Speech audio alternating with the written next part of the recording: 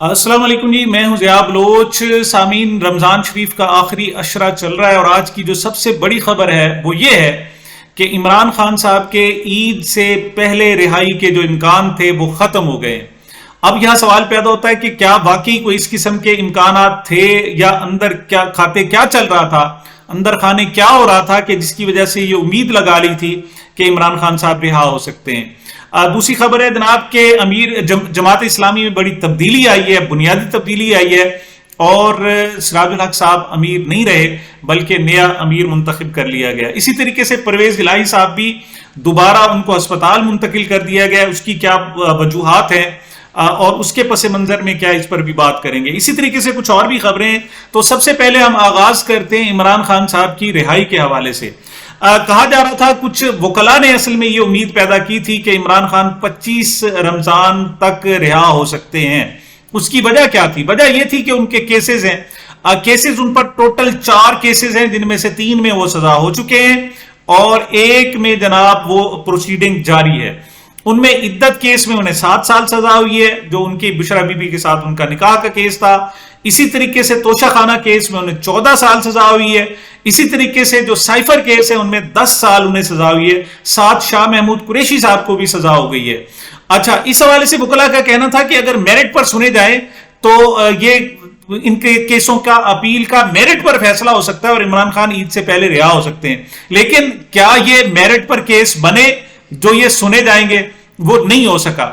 اس حوالے سے جناب گزشتہ روز دلائل دیے سلمان صفدر ایڈوکیٹ صاحب نے، انہوں نے بڑی کوشش کی کہ یہ معاملہ حل ہو جائے۔ گزشتہ روز بھی میں نے آپ کو بتایا تھا کہ 15 منٹ کے ان کے دلائل رہتے تھے اور انہوں نے کہا جی کہ آپ میری آج ہی بات سن لیں تاکہ دوسری سائڈ سے استغاثہ سے اگر کچھ کل کوئی دلائل ہو تو بات کر کے اس کیس کو وائنڈ اپ کیا جا سکے۔ لیکن کل ان کی جسٹس خواجہ عامر فاروق صاحب نے، چیف جسٹس اسلام آباد ہائی کورٹ نے ان کی بات نہیں سنی تھی اور کیس پینڈنگ ہو گیا تھا۔ آج جب گیا تو کیس جو باقی رہ گیا وہ صرف ایک پوائنٹ پر ہے، اور وہ یہ ہے کہ سائفر چونکہ ایک ڈسکلوز ہوا ہی نہیں تو اس پر سزا وہ تو ہو ہی نہیں سکتی، وہ تو اس کا پوسٹ مارٹم ہو گیا ہے۔ اب وہ کم از کم بنتا ہے جناب کہ وہ جو سائفر کی جو کاپی تھی وہ گم ہو گئی ہے۔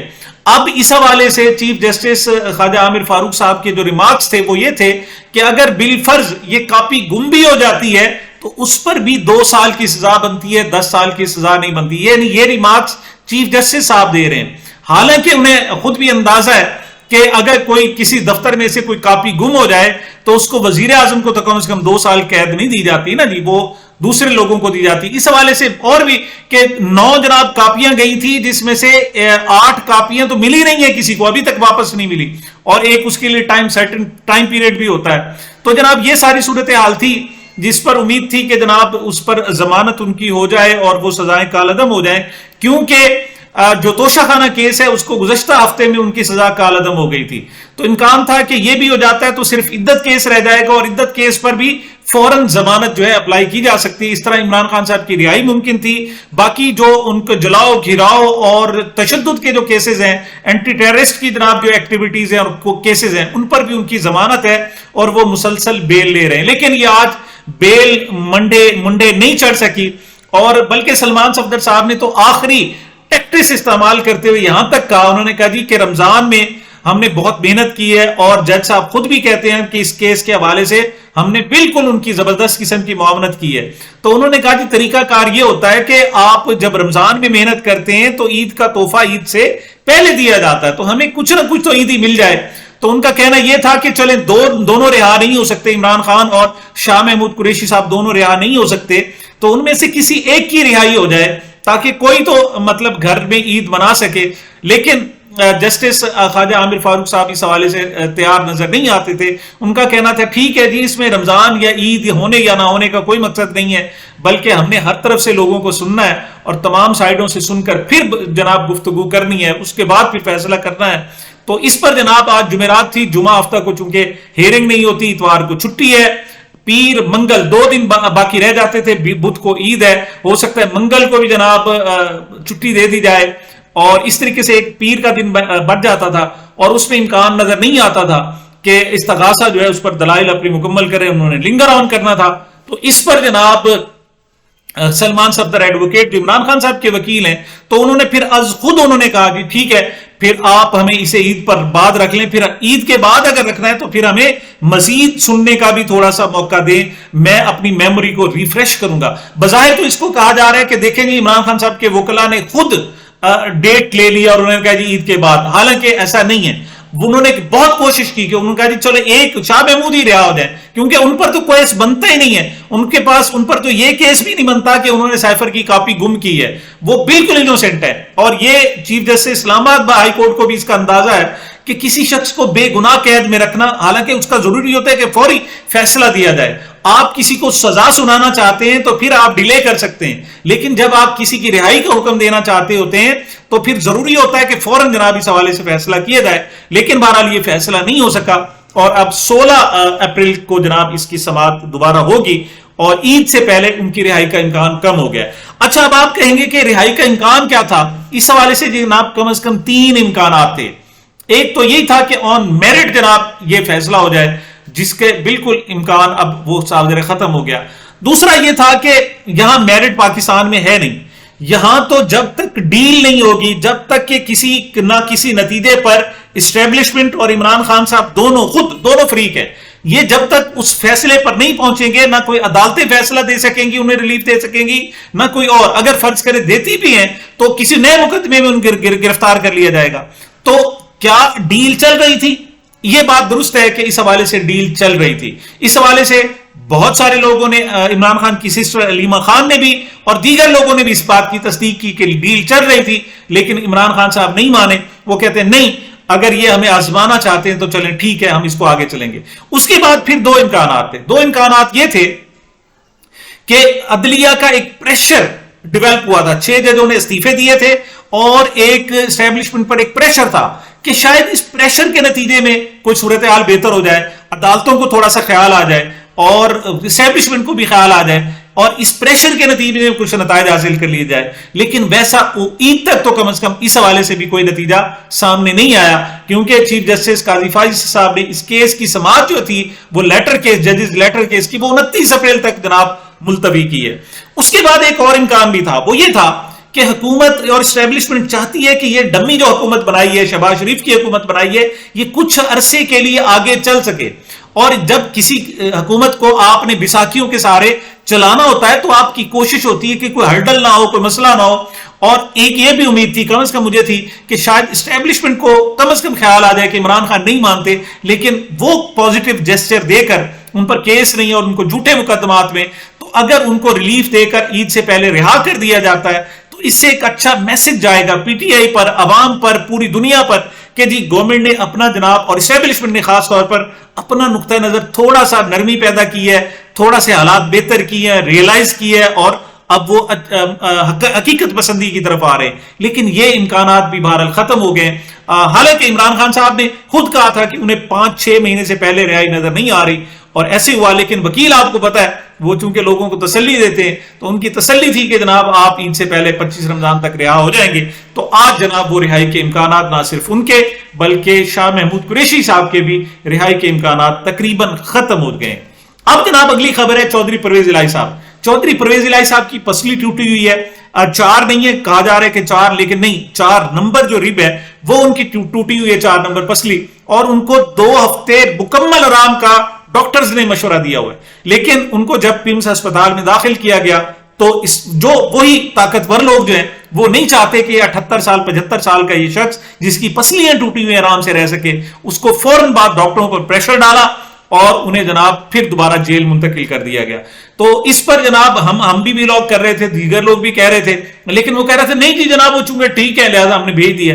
لیکن پرویز الہی صاحبہ کی اہلیہ کیسرا الہی صاحب نے باقاعدہ جناب ہائی کورٹ سے رجوع کیا، اور وہاں جب رپورٹ طلب کی گئی تو انہوں نے کہا جی نہیں کوئی بات نہیں، ہم دوبارہ شفٹ کر دیتے ہیں۔ مطلب غلط طور پر ان کو ہسپتال سے جیل منتقل کیا گیا تھا، اور جب ہائی کورٹ کی بات آئی تو اب ان کے پاس چونکہ ڈیفینڈ نہیں کر سکتے تھے اس صورتحال کو، لہٰذا انہوں نے دوبارہ ان کو جیل سے ہسپتال بھیجنے کا حکم دیا، اور اب انہیں پیمز ہسپتال میں منتقل کر دیا گیا ہے۔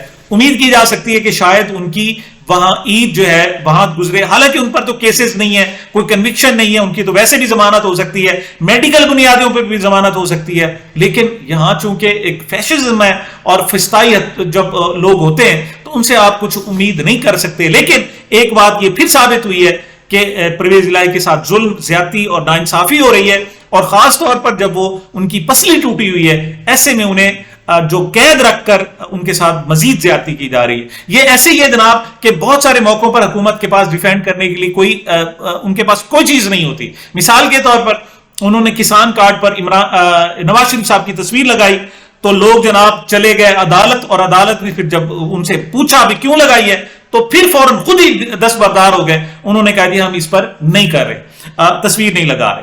اگلی خبر ہے جناب جماعت اسلامی کے حوالے سے. سراج الحق صاحب اس کے امیر ہیں, لیکن وہ چونکہ خیبر پختونخوا سے تعلق زبردست قسم ڈیٹ آنےسٹ بندہ, وہ بندہ جس نے نہ کوئی اثاثے بنائے, جو صرف اللہ اور اس کے رسول کی رضا کی خاطر پوری تحریک چلائے ہوئے تھا. لیکن اب جدید تقاضے بھی ہوتے ہیں, تو جب الیکشن میں ان کی ناکامی کے بعد, تحریک جماعت کی ناکامی کے بعد انہوں نے استعفیٰ دیا تھا, لیکن فوری طور پر ان کے استعفے کو قبول نہیں کیا گیا تھا.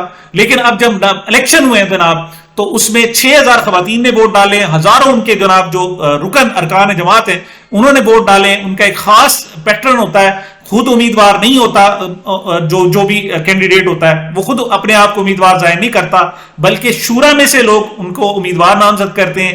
3 لوگ امیدوار نامزد کیے گئے تھے, ان میں سراج الحق تھے, ان میں جناب لیاقت بلوچ صاحب تھے, اور کراچی کے امیر جماعت اسلامی کراچی حافظ نعیم الرحمان صاحب تھے. تو جناب 82% ووٹنگ کے بعد حافظ نعیم الرحمان صاحب کو مرکزی امیر جماعت اسلامی منتخب کر لیا گیا ہے. یہ میں سمجھتا ہوں ایک ریولیوشنری پیریڈ ہے.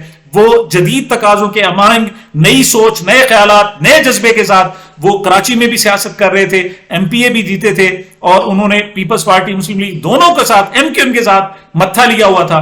تو اب جناب یہ ایک انقلابی ایک قدم ہے, اور میں سمجھتا ہوں کہ اب جماعت اسلامی میں خاص طور پر کچھ زیادہ ایکسلریشن نظر آئے گی, کچھ زیادہ چیزیں صورتحال بہتر ہوتی نظر آئے گی. ڈاکٹر عاصم یوسف صاحب جناب معالج ہیں عمران خان صاحب کے بھی, ان کے اہلیہ کے بھی. انہوں نے ملاقات کی ہے محترمہ بشرا بی بی صاحبہ سے, اور انہوں نے کہا ہے جناب کہ ان کو زہر تو نہیں دیا گیا, لیکن there is something. اب اس کو رپورٹ کیا جا رہا ہے جناب کہ انہوں نے تردید کی ہے کہ کوئی شواہد نہیں ملے بشرا بی بی کو, لہذا ٹیسٹ کرانے کی ضرورت بھی نہیں ہے. اور جنگ یا جیو رپورٹ کرتے ہوئے یہیں خاموش ہو جاتا ہے. ان کی جو اگلی بات ہے کہ نہیں ان کے ساتھ مسائل ہیں, ان کے ٹیسٹ کیے جائیں, زہر تو نہیں ہے, کوئی نظر نہیں آ رہا, لیکن ان کے ساتھ کوئی نہ کوئی مسئلہ ہے اور ان کے طبی معائنہ کیا جانا چاہیے, جس کے بعد کہا جا سکتا ہے کہ ان کو کوئی میڈیکل پرابلم بھی ہو سکتا ہے. زہر نہیں ہے تو کوئی اور میڈیکل پرابلم ہو سکتا ہے. لیکن ہمارے یہاں جناب جو بیان کیا جا رہا ہے کہ جناب وہ زہر دینے کے صرف شواہد نہیں ملے, جو میڈیکل کا ان کو پرابلم ہے اس کو بالکل ہی سرے سے ختم کر دیا گیا ہے.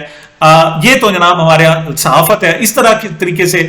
تو پھر میں کہتا ہوں کہ انہوں نے کہا جی زہر دیے جانے کے شواہد نہیں ملے, لیکن بشرا بی بی کو میڈیکل پرابلم ہے اور ان کا علاج کیا جانا چاہیے. جناب اگلی ہم بات کرتے ہیں جناب, وہ ہے گجرانوالہ سے NA81 تھا, اظہر قیوم نون لیگ کے جناب, یہ ان کو جتوا دیا گیا تھا دوبارہ گنتی میں.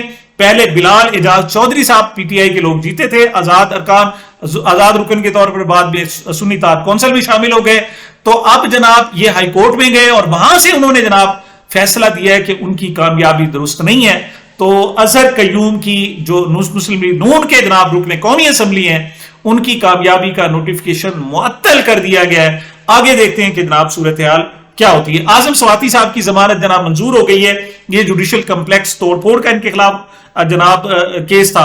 اسی طریقے سے جناب شیری مزاری صاحبہ کا نام ECL سے نکالنے کا حکم دیا گیا ہے. خیبر پختونخوا کا 1 قومی اور 5 صوبائی اسمبلیوں کے جناب نتائج چیلنج کر دیے. پشاور میں جو ہے جھرلو پھیرا گیا تھا, تو وہاں جناب 5 حلقے ہیں صوبے کے اور 1 قومی ہے, ان کو بھی جناب انہوں نے اس پر اعتراضات داخل کر دیے گئے. آخر یہ جناب کہ عمران خان اور شیخ رشید پر جلاؤ گھراؤ کا کیس تھا, اس حوالے سے ان کی بریت کا حوالے سے ضمانت جو ہے اس پر فیصلہ محفوظ کر لیا گیا ہے. جناب یہ اب تک کی اہم خبریں تھی جو میں نے کہا میں آپ تک پہنچا دوں. مجھے میرے چینل کو اپنی محبتوں اور دعاؤں میں یاد رکھیے گا. ملتے ہیں چھوٹے سے وقفے کے بعد.